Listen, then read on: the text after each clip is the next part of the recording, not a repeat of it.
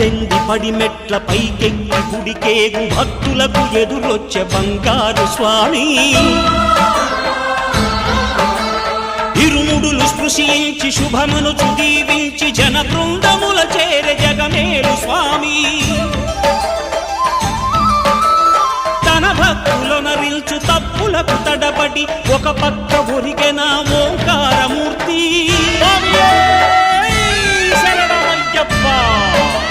స్వాములందరూ తనకు సాయము కాగా ధీమంతుడై లేచే ఆ కన్య స్వామి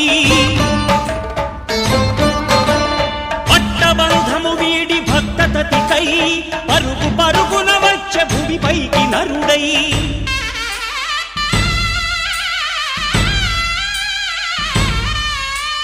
అయ్యప్ప దేవా